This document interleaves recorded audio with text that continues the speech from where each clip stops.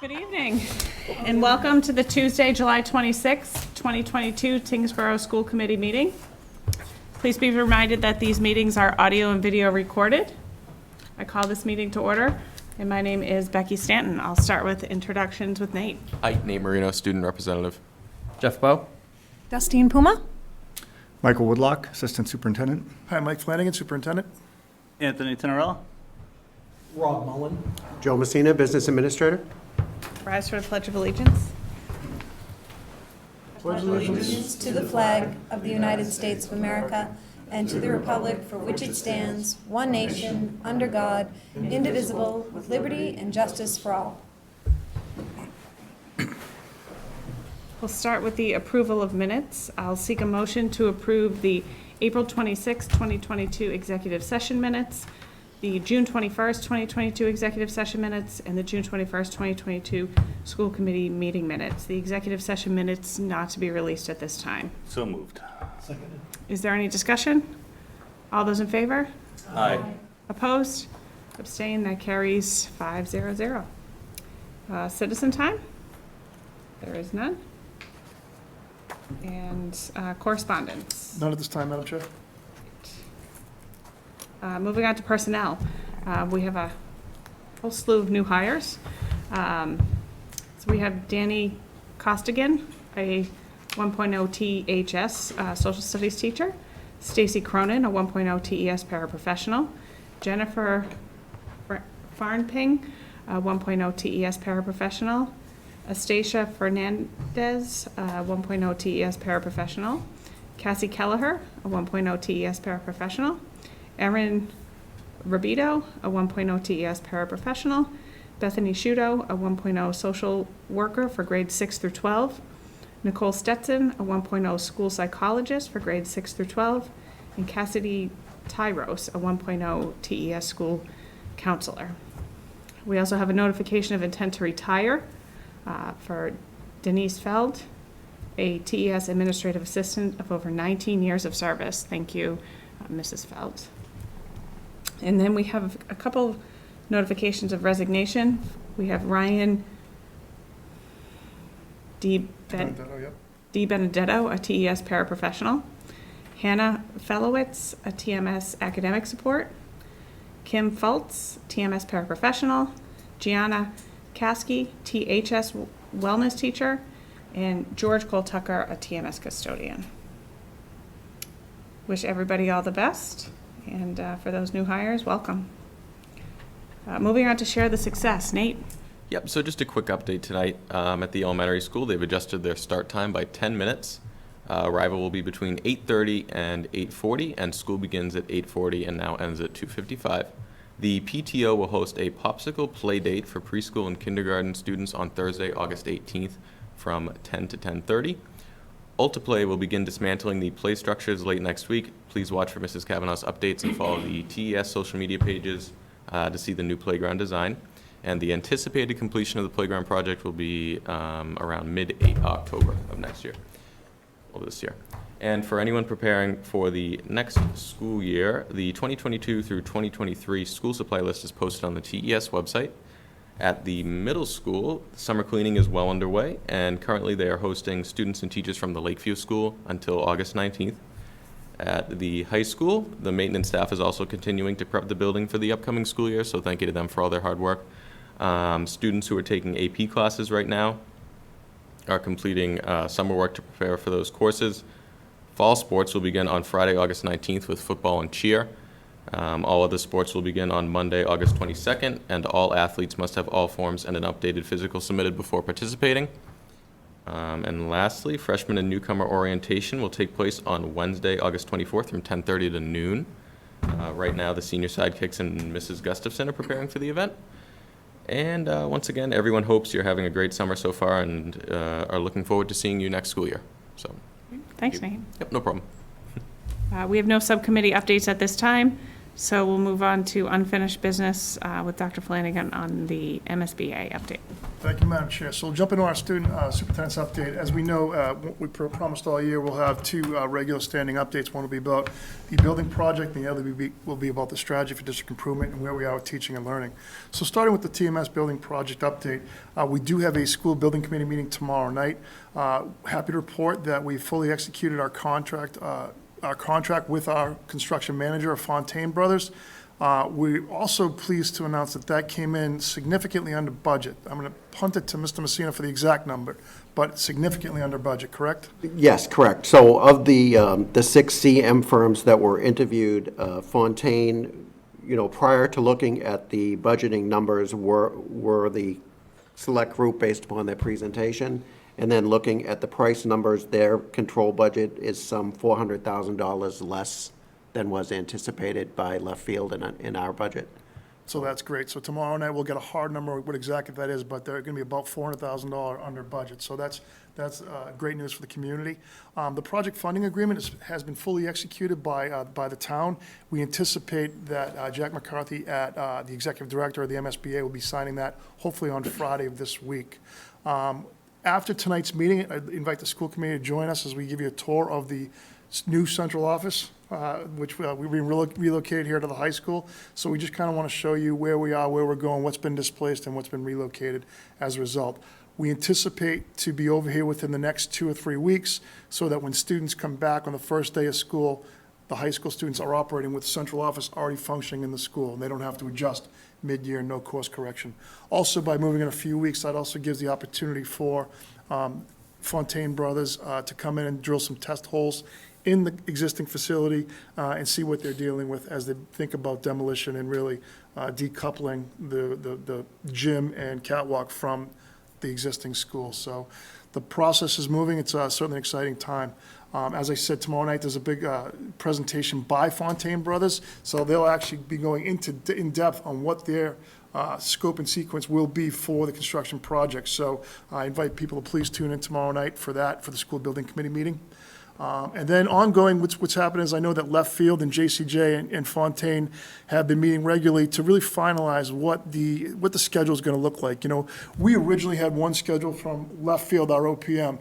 Fontaine came in and made a presentation with their schedule. Now it's a matter of getting all the minds in the room to really nail down those details and work with our town boards on the permitting process throughout. So they're finalizing that, and I imagine we'll get an update tomorrow night at the school building committee meeting about that as well. So the ball is rolling, and it's certainly an exciting time here. Strategy for district improvement. We've talked a lot about that over the past couple of meetings and how our goal and our desire is to get back to talking about what we're doing in the classroom and essentially blocking out some of the noise that we've dealt with over the past couple of years, that we were forced to deal with over the past couple of years. As you know, we put a survey out to the entire community, the school committee, the staff, parents. We received over 228 responses, and we're using that information now to really drive what we're going to do for the upcoming school year. It truly is going to be reflective of what this community gave us for input and what this community wants. We had a principal meeting last week. I'm going to have Mr. Woodlock kind of talk about some of the highlights from that meeting. Sure. So in addition to looking at the data from the survey and being reflective on what was represented in the survey, we also wanted to kind of look at ourselves as professionals and think about the power of self-reflection. Being confident enough and courageous enough to say, like, this is what I think I'm really good at, but also, like, I need to improve here. As professionals, kind of at the highest level in education, a lot of times we don't have as much oversight as maybe teachers do or students do with the teachers. So it's really incredibly important as leaders that we continually are looking at ourselves and working with each other to try and identify what we need to do to get better and to push our students and our teachers and our administrators throughout the district. So we did that, and we also talked about, the courageousness of sharing what do you need. As administrators, a lot of times too, we're maybe unwilling to admit or say, like, we need help with this. And let's face it, we all need help at some point in our career and in our lives. So we want to make sure that we're open to that so that we can all continue to get better. Additionally, we talked about the importance going forward this year as the principal, as the instructional leader in the building, and how important that can be and impactful, not only for teachers, but if you're impactful with every teacher, how impactful that is on every single student that they touch as they go through the school year. So that's going to be a focus that we're going to be continuing with, ongoing throughout the school year. Sarah Lewensick and I have scheduled 3 meetings with building administrators in each of the 3 schools, and we're going to be starting tomorrow at the high school. And we're going to talking about this topic. The principal is the instructional leader. But we're also going to be, focusing on, how do our school goals and professional goals align with district goals and the SDI, and make sure that we are all, creating a through line, not only from the administrative office, the district administrative office, through the schools, but then once we've met with all 3 schools and the administrative teams, to make sure that there's some commonality between those as well, so that a student in grade K through, 4, 5, 6, 7, and then in through the high school, they're going to have some similarities throughout each and every school, and our focal points are going to be not identical, but definitely calibrated. So the work is well underway. The work will continue at our administrative retreat on August 16th and 17th. And essentially what we're looking at is coming to consensus on what the community has said to us already and what we as administrators fundamentally believe and how that's going to shape the work that we are going to do moving forward. One of the things that I'll tease out is we use this at our leadership meeting in May. It's from Daniel Coyle, the Culture Playbook. And it's a great paragraph here, but it talks about not just having words that come on down from a high. It talks about what do you fundamentally believe and what is going to drive what you do. To that end, we are currently reflecting right now, this is our current strategy for district improvement. And in there, we have a vision statement and a theory of action. And it's chock full of educational jargon. And it's contrary to what Daniel Coyle is saying, in that there needs to be clear expectations, clear guidance for where you want to go, what you want to do. Interestingly enough, over the past several months, we've come across an article by John Safier that talks about the true north, having a true north statement. And that's something that we have all bought into as an administrative team. We need not a vision statement that's full of educational jargon. We need a simple statement that drives what we do in this town, in this community, that every teacher, every student can point to and say, yes, that's fundamentally what we believe. So we're taking the input that we've received from the community, we're bringing our own experience around it, we're workshopping it, and we're going to develop a true north statement that will drive what we do moving forward. So we're not going to confuse people with educational jargon. We want to do a laundry list of things. We want to come down to what our fundamental educational principle and purpose is in this district, and that will drive the rest of our strategy for district improvement. So you can see now, this is the first time we've changed the logo on our slide deck, and going forward, we'll be using this compass rose to remind us that we are going to come back to a true north statement and do what is best. And that includes everyone in the community, all community stakeholders in the Tyngsborough Public Schools, working to do what's best for our students once we achieve that statement. So our plan is to come back to the August 23rd school committee and share a draft of what our true north statement is for the upcoming school year. And then we're going to discuss how that becomes real and live in the district. And we'll also at that time recap what the retreat, results of the admin retreat, and basically the goals for the 2022-23 school year. So that's the direction we're going. We're focusing on students, we're focusing on teaching and learning, and we're really excited about where we are and where we're going. And we are so appreciative for the community and for the staff for providing us their input, because we're taking that to heart and we're looking at that and we're doing an analysis of it to say, this is what we as an educational community fundamentally believe, which will drive the direction we go. So that being said, as you know, we have some meetings coming up. We have our work session with Paul Ash on August 16th. August 17th, we have the school building committee meeting. On August 23rd, before we have the regular school committee meeting, I'd like to have a superintendent evaluation subcommittee meeting so I could talk to you about draft goals, which will tie right into that meeting as well, as we start thinking about the school year and get ready for the upcoming school year. I did want to just point out that our working session with Paul Ash starts at 6:30. 6, sorry. Sorry, 6, Yep. yes. And that session, while it is open to the public, it is a public meeting, it will not be audio and video recorded. So it'll be here, but It's essentially a workshop, it is a workshop. a Yep. teaching workshop that Paul will lead us through.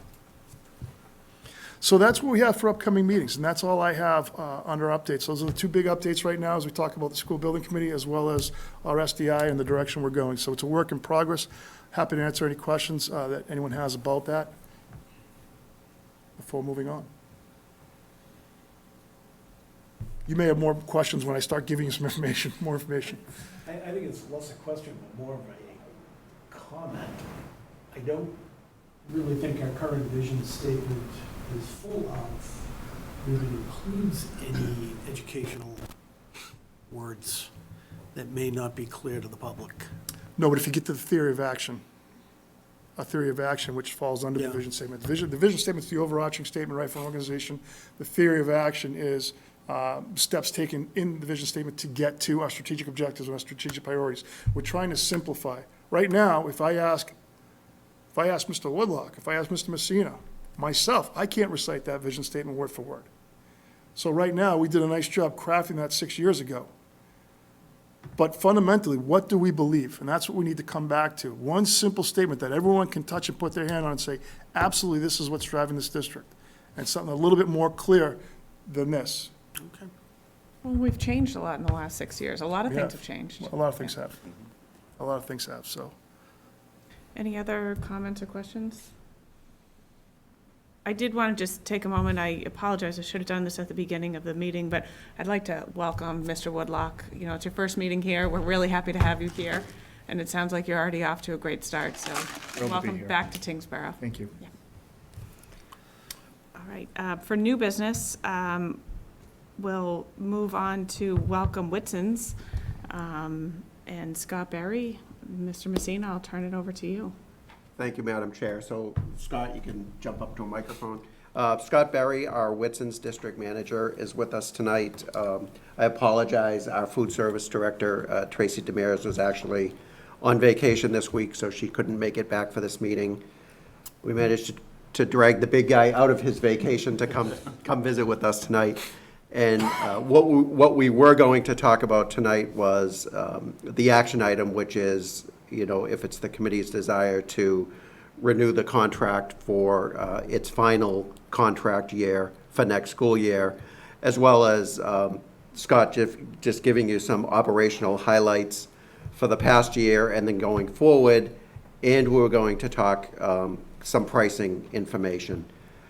The governor's budget, it is my understanding, now has a universal free lunch component that is awaiting his signature. We don't know if that's going to be a fully funded universal free lunch. We don't know if the governor is going to sign the budget. It's my anticipation he will. And once the budget's signed, Desi will give us a little bit more information on what the pricing may be, if it's going to be full reimbursable similar to the federal program the last 2 years, or if it's going to look something different.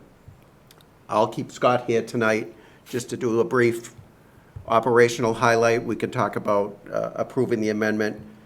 It is my hope to come to you in the August meeting and give you an indication of where we stand with universal free lunch and whether or not we have to discuss a pricing model. So having said all that, Scott, if you want to give us a brief how we did and where we're going, that'd be great. Sure, thanks for having me. So it was quite the challenging year this past year. From all angles. So really, as you know, the supply chain challenges were probably the biggest issue for schools. So we had, the advantage Whitson's had, we had a procurement team in our corporate office really working diligently. And when I mean a team, it was everybody we had access to really make sure that we were getting product, getting the approved products that we could use in the school lunch program. The biggest challenge, again, was we really didn't know what we weren't going to get until the day we got delivery from our vendor. So I know during the course of the year, there were many menu changes last minute. One of the advantages we have is our menu system. We can post the updated menus instantaneously, so folks, the community, nurses can get the information, the nutritional information really that they need for food allergies or any accommodations we need. The other piece obviously is the labor challenges. So we worked, before I go forward, thankfully, the Tyngsborough food service workers we have, I have to, commend them. They have just been relentless and working nonstop to provide the meals for the Tyngsborough community. We had challenges to the point that Tracy was not here due to, COVID and other issues. But all through that, we maintained the program, that we did not interrupt the services and meals to the students or the community whatsoever. Going forward, that's going to be a challenge for us. One of the things we're looking at and we've done as a company is we're actually outsourcing our recruiting efforts. So we've hired an external recruiting firm. We actually brought them on last spring, and they've been actively looking for food service folks for the New England region. And as I mentioned to Joe earlier, I've seen probably quite a few applicants come through already for the upcoming school year, which is good. So we'll have to monitor that. And I guess the other factor to that is it does affect our program, what we're able to do in terms of the amount of offerings we do, promotions. Prior to COVID, we would do these chef promotions just to create excitement and, get students in the community interested in what we do, monotony breakers and those types of things. So depending on where we are with staffing going forward, we'll have to look at that and make adjustments as we go. All in all, our meal counts were very strong throughout the year. I know the elementary school had the highest meal counts, this past year, as well as the high school and the middle school did very well. So again, kudos to that team, to Tracy, for all that we did. Going forward for this year, it looks like we're going to have some of the same challenges with our supplies. In terms of cost of goods, we're looking at another 10% increase to food based on where we are right now. Another 11% increase to our paper, supplies, chemicals based on where we are right now, which will impact obviously the financials. But as Joe mentioned, depending on what the reimbursements will be for us and how that works, we'll really determine what the budget is and how we proceed from there. So it's a matter of, we're on top of things like that weekly. And again, any information, any articles that come out, I share with Joe so everyone's informed. If there's any information that needs to go out to, nurses in the community, again, I would work through Joe to get those articles and information available to distribute.